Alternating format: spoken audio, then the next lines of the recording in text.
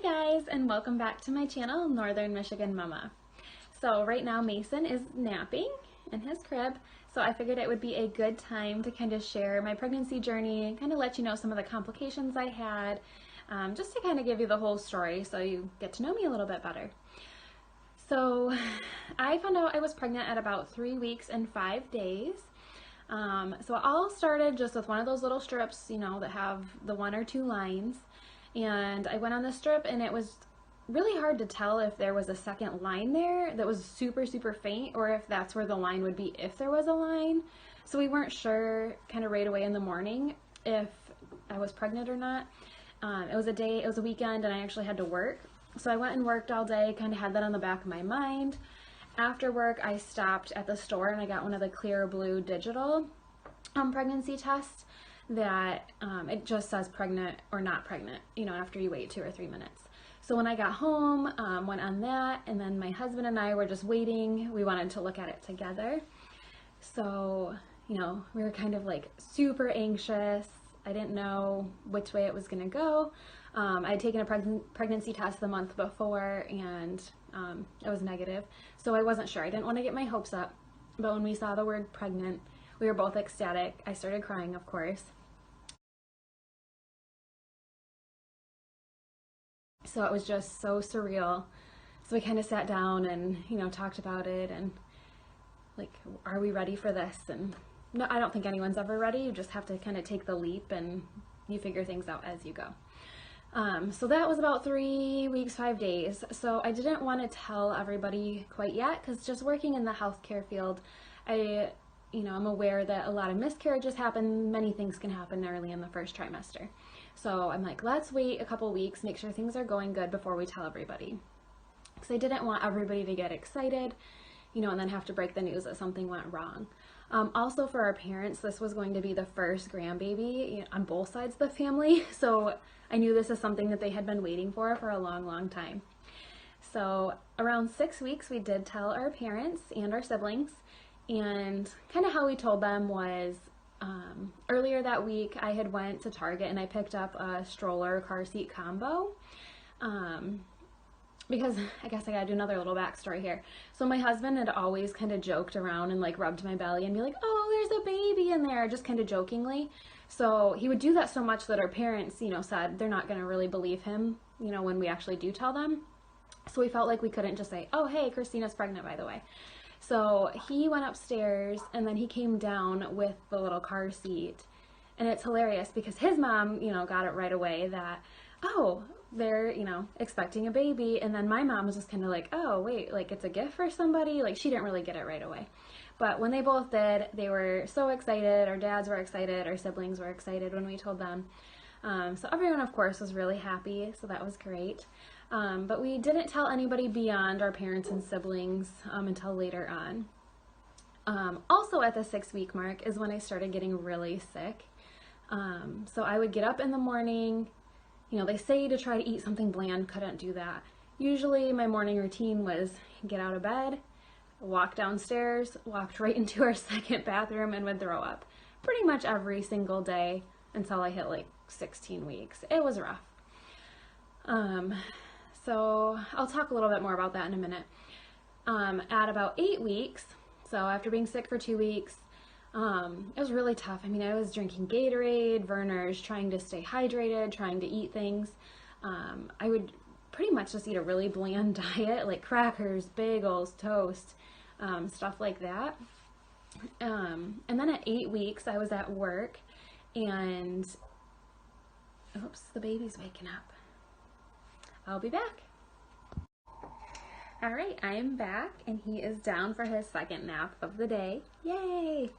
All right, so trying to pick up where I left off. So at 8 weeks, I was at work, and I was feeling just kind of my usual kind of morning sickness.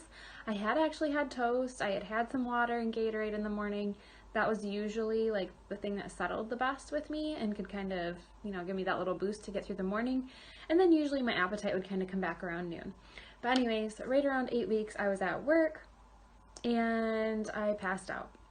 Luckily, since I work where there are nurses, They were able to help out. They called, got me some help. I got over to the hospital where they just thought that I was really dehydrated. So yeah, that was really embarrassing, but you know, my coworkers knew I had left work and the nurses knew, so I kind of did have to tell everybody at that point that I was pregnant right at 8 weeks. So yes, embarrassed myself by passing out, hitting my head on the floor, you know, all that. It was pretty great. Not really. So after that, I was just kind of trying to survive. I will post a video here that I made a while ago before I knew I was for sure doing this channel of what my pregnancy experience was like, and I broke out really bad, felt really sick, so it didn't look my best, but here's that. Hey guys, just wanted to give you a little peek into my life here. Today I am 7 weeks and 5 days pregnant. I have had awful morning sickness. So I think I got out of bed between 9:30 and 10 o'clock this morning. I did manage to do a load of laundry, but otherwise I have pretty much been on the couch here. I have been watching all sorts of TV shows, trying to drink some water, Vernors, some Gatorade, ate a couple crackers. It's just really hard for me to keep everything down, so that's why I'm laying here looking like crap. I don't think I've washed my hair in about 3 days. I have no makeup on, and you've probably noticed I am breaking out like crazy. So that's hormones, and this is the first trimester, and this is what it makes you do. Okay, and then at later on in my pregnancy, we decided that we were going to find out baby's gender, which was really exciting. So we ordered those, I think they were actually made for like paintballing, but they were the smoke bombs that were either blue or pink. So my husband and I, we already knew. We found out by ultrasound, and so we had planned kind of last minute to have just some friends and family over. It was like a Wednesday, and you know, we were making these plans for Sunday, and we still got like 40 people to show up. It was crazy. But everyone showed up. It was the middle of winter, so we went outside and pulled these smoke bombs. I have the video to link here as well, and that turned out pretty great. The girl's gonna have a...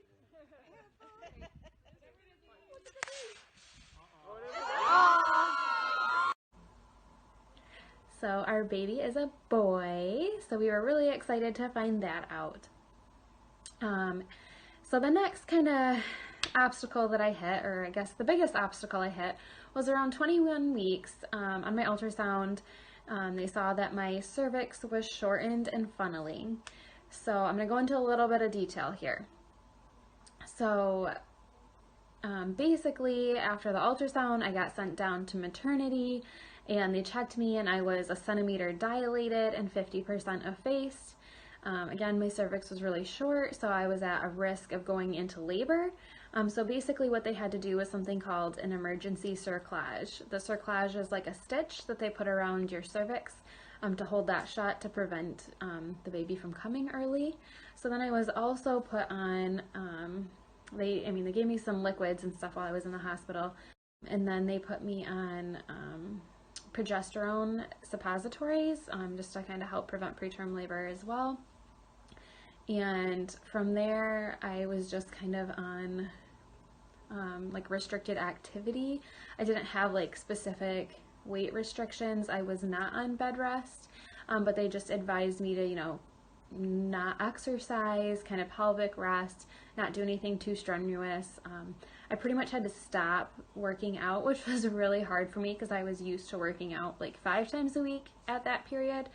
So yeah, I pretty much went to just like almost nothing. Like here and there I might, you know, lift just like 5-pound dumbbells or so just to kind of keep my arms in shape, but that was about all I could do.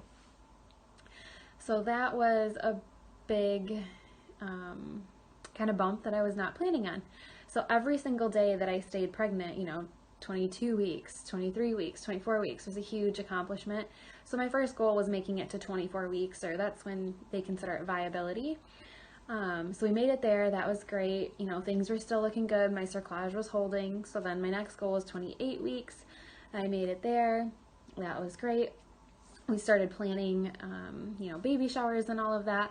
And we did decide to do them a little bit earlier just because I was at a risk of, going into preterm labor. So I had my baby showers, got pretty much the nursery ready. We went to a breastfeeding class. We got our car seat inspected at the local fire department. Pretty much got everything done. And then at 33 weeks, again, I was at work. I was just starting my day, and I, was kind of looking at the schedule, and everything was kind of fuzzy. So I had a nurse take my blood pressure, and it was high. So I went to my OB office. They sent me to maternity to the triage to kind of be monitored. But everything kind of went back to normal. I didn't have any active labor signs. My blood pressure evened out. So, again, they just kind of told me to hydrate, go back home, relax. And then about 9 o'clock, 10 o'clock that night, I started having contractions. And, since I had kind of called my husband in a panic earlier and he came home from work because I had to go do the hospital stuff, I didn't want to wake him up at first. So I just got up and, was kind of walking around the house. I tried drinking water. I tried different positions, sitting on the couch, laying down, walking, just trying to see if I could get them to stop. And they just kept getting more and more frequent. So finally they were happening like every 4 minutes, lasting longer than a minute. By the way, I did download, some kind of contraction timer.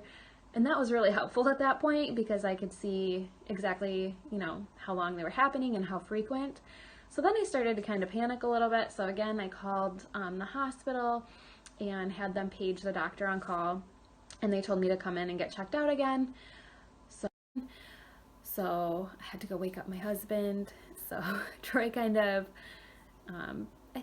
panicked a little bit. He didn't really understand why I was waking him up. And then he's like, gosh, we were already at the hospital. Like, what's going on? Like, is this real? So I think he was kind of in denial that I was really in labor at that point. Again, I was only 33 weeks. So he got me in. I was in labor. They admitted me. They put me on magnesium sulfate. Yes, I think that's what it's called. And then they gave me steroids to help develop Mason's lungs. And so I was able to stay, pregnant for like 2.5 more days, I guess, since the time like when I went in. But I was actively in labor that whole time. I think it ended up being 51 hours that I had been having contractions. And then kind of at the beginning of that, I guess to rewind, I did have to have my cerclage cut out. So they had to do that just to make sure that I didn't tear my cervix when I went to deliver, but they couldn't get the contractions to stop that time. So they just kind of let me labor. I did have an epidural. Actually, I ended up having 3. So that was quite the experience as well. In the end, like when I was, close to delivering him, I had kind of like a window on my left lower abdomen. So I had this really excruciating sharp pain in that left lower side. Not sure if that was related to the cerclage and scar tissue. That's kind of what they kept, saying was maybe that, there were some adhesions or some scar buildup, making it hard for my cervix to dilate. But after all that time, on April 19th, it was Good Friday, at 2:22 in the morning, Mason was born, and he weighed 4 pounds and 8 ounces. When I delivered, the whole NICU team was in there. So I didn't get to spend like the golden hour that everybody talks about, which kind of stinks, but at the same time, I'm glad that they were there. They pretty much took him right away down to NICU to make sure everything was okay. He was breathing on his own. I didn't have to have any of that. He did have an IV, and they put him in an isolette to help regulate his body temperature. And then I pretty much had to just stay in my bed and kind of recover myself for a short period of time. And I didn't actually get to go down to the NICU to see him until about 4 a.m. So it was, about an hour and a half or so later until I could actually go down and see him. When I went down there, he was, all wrapped in wires and monitors in this little incubator, basically. So it was really hard, and like, I don't know, it just felt kind of like a dream. Like I wasn't sure if that was really happening, and it was in the middle of the night too. So I got to stick my hand in and kind of hold his hand, and yeah, it was just amazing to see such a teeny little baby in there. But they said he was doing great. So kind of later, probably like 6, 7, 8 a.m., went back again to see him after I got some rest myself, and I finally got to hold him. So that was really nice. He wasn't able to to know how to nurse or eat on his own yet, so they did have to do a gavage feeding, or like the tube feeding that goes down the nose. So I'll post some pictures of that. But otherwise, he was doing pretty good. So we weren't sure how long we'd have to stay there, but I will tell you, every single day in the NICU feels like weeks. There's so much going on, so many other babies there. It's really kind of high intensity because, some babies aren't doing very good, and you feel sad listening to them cry and all that, and just seeing them so little, but I think, most babies do great, so that's good. There's a great team of doctors. So we ended up spending 15 days in the NICU. His only complications again were he wasn't able to feed on his own, so we had to wait until he could kind of learn to do that. So there were certain like amounts he had to eat like every 3 hours, and then it turned to kind of a baby led. So he could do his hunger cues and show us he was hungry and then eat, and then they were happy with that. He just had to continue gaining weight. He also did have elevated bilirubin, so he had to wear this, they called it a billy blanket, so it almost looked like something out of Avatar, but it's this blanket that has this like fluorescent blue glow to it. So he had to do that, I think 2 separate days, and he was not really a fan of that, which was really sad. He would also have these apnea episodes where it usually happened when he was eating, but he couldn't remember or figure out how to eat and breathe at the same time. So there were times when his heart rate and his O2 levels would drop really low. So just a couple times early on, the nurses would have to kind of rush over and rub his back really hard, and then he would bounce out of it, or I would have to do that. So they would not, discharge us until he hadn't had one of those episodes in, more than 48 hours. But even before that, he was usually self-recovering from those, so his heart rate and O2 stats might drop for a full 30 seconds or so, but then he would, remember to breathe and it would come back up. So that was really scary.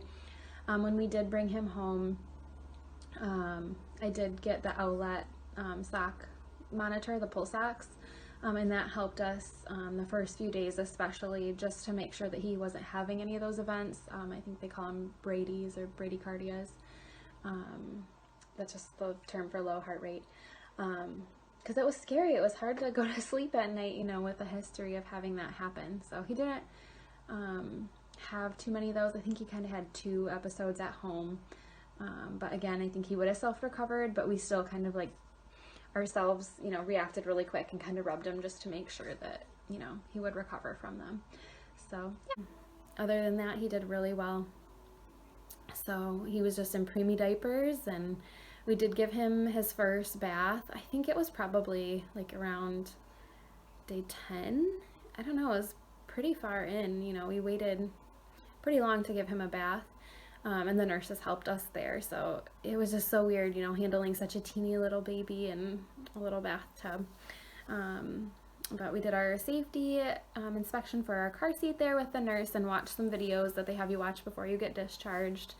But otherwise, the NICU stay really wasn't so bad, other than feeling like it went on forever and ever and ever. When we finally did bring him home, it was great, and we were ready, and we had everything ready to go at home. We had lots of support.